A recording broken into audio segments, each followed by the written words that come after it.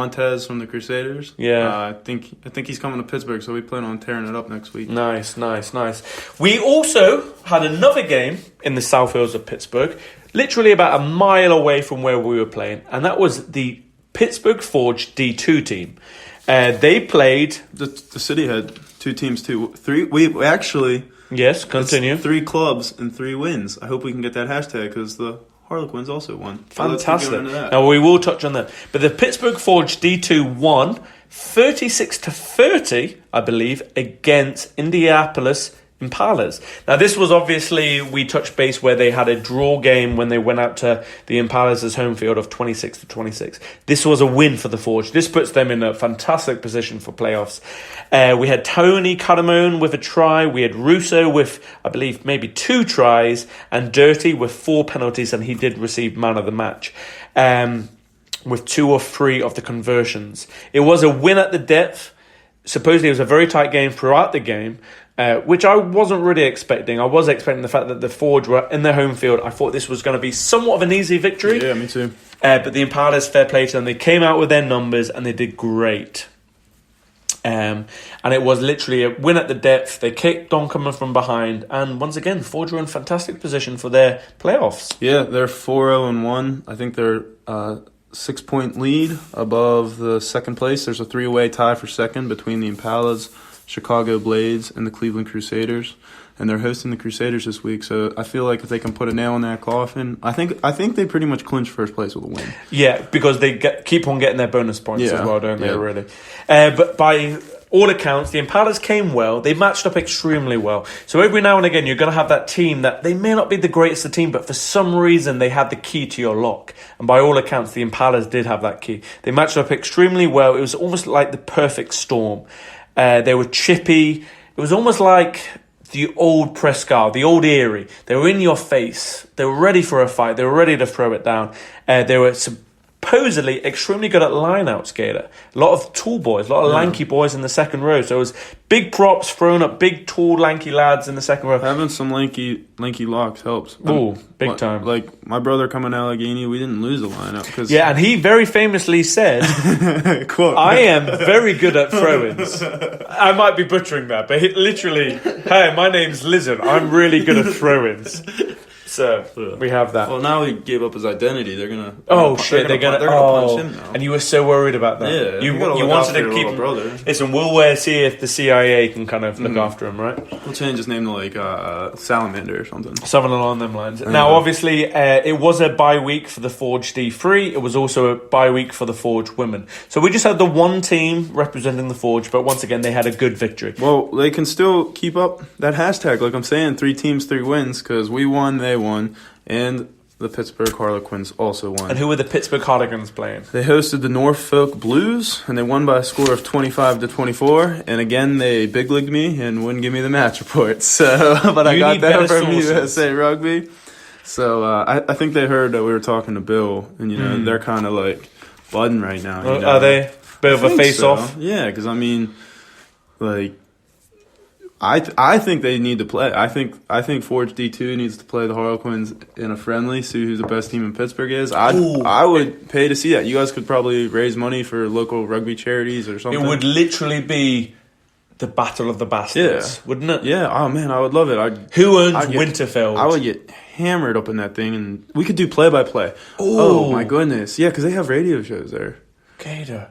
Yeah. Oh, jeez. This is our the possibilities. Bill, if you're listening to this, make it happen, man. Well, Bill signed a contract. Bill was listening. Bill was subscribed, and he is sending match reports and whatnot. Yeah, they need to play. Yeah. I mean, if I was the Harlequins, I wouldn't, because like if they lose, Miller High Life sponsors play-by-play of Battle of the Bastards. If the Harlequins lose, they lose their whole recruiting thing, because their whole thing is we're D1, we're the best. Yeah. And if some D2 team comes and beats them, like literally, it would be in the best interest of the Harlequins never to play the Forge, because if they lose that, what they should have done is that first year when they joined, like, because like the Forge guys were all like, yeah, we could beat the Harlequins. I think last year you guys would got shit kicked in. The Forge or the Harlequins were a lot better last year. You guys were a first year club.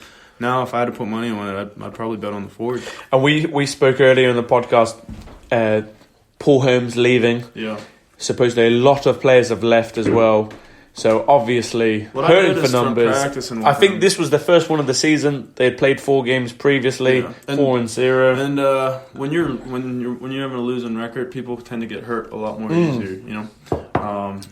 And Gator obviously threw up their quotation marks. Like I don't know. Like there's some guys. I'm sure there's dudes on every team. Like I tore my PCL. I tried playing, but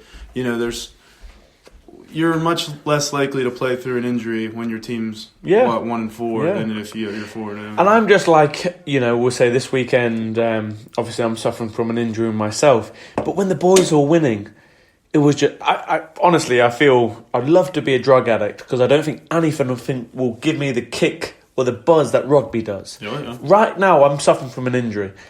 It's been 2 weeks. I've literally just stopped walking with a limp. But Saturday, seeing you boys win, I was just thinking to myself, sub me in there, coach. Yeah. I just wanted to be out there with the boys. Yeah. And I understand what your mentality is. If you're losing, sure, my recovery is going to take a little bit longer because I don't really want to be tracking back. I don't really want to be making the tackles. But when I'm thinking, I could have been chasing down Colin Devlin's kick. I could have been kicking a penalty. I could have been running past someone. You just want to be out there. Yeah. No, I mean, that was, South Pitt, we've had some dark years, but, that year I was hurt, that was, the toughest one. Sitting out of games and watching, especially, when you're barely losing and you think you can make that difference. When it's 60-0, you're you want to be there because. And then also you just want to be part of that team.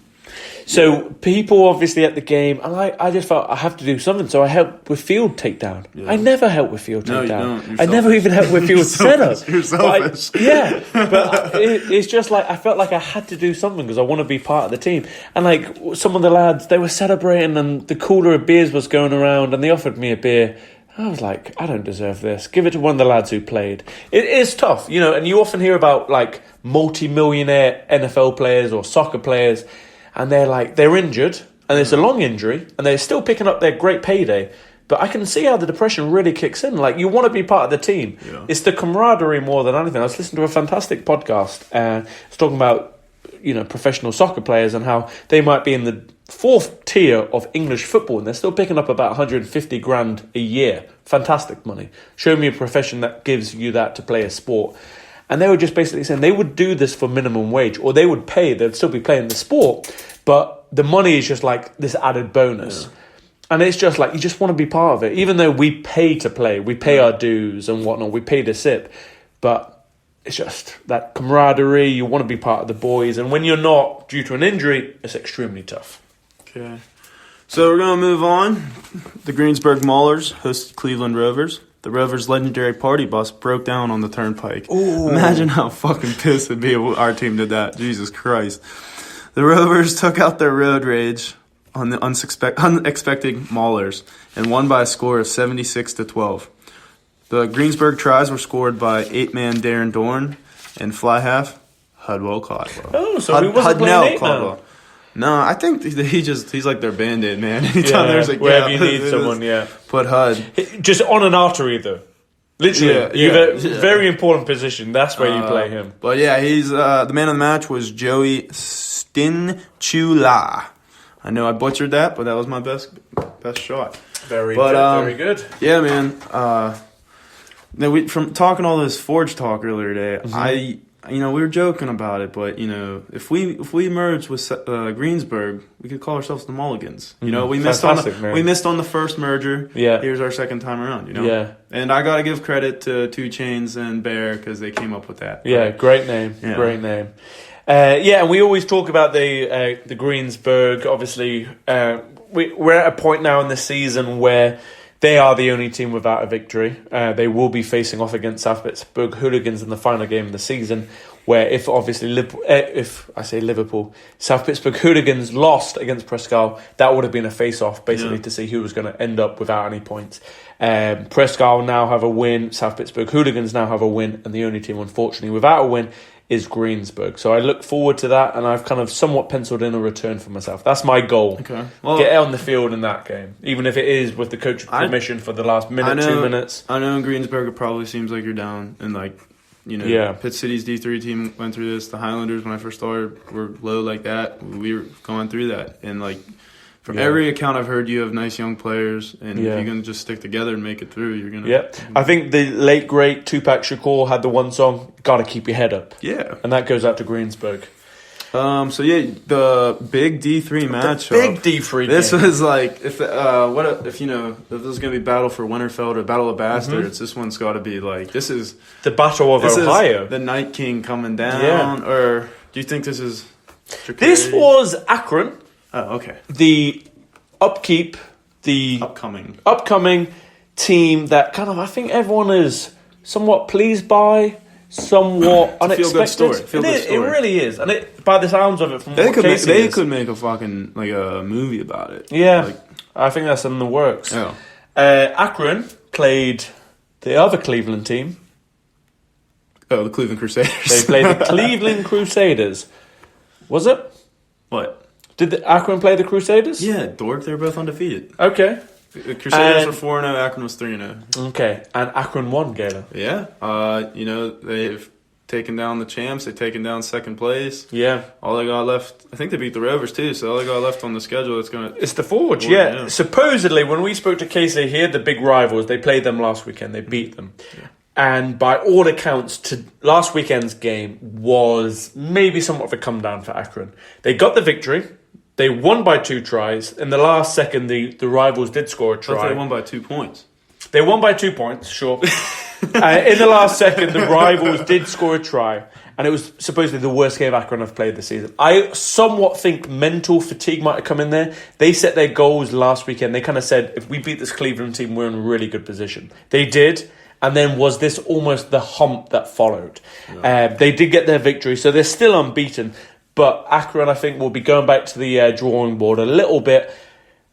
Sure, you win. They've just about done it, but there was flaws in their game, and they have to come back stronger. Yeah. They're going to beat great teams, and they're going to play better teams. So the real question is, can Akron take this win? Once again, what a luxury.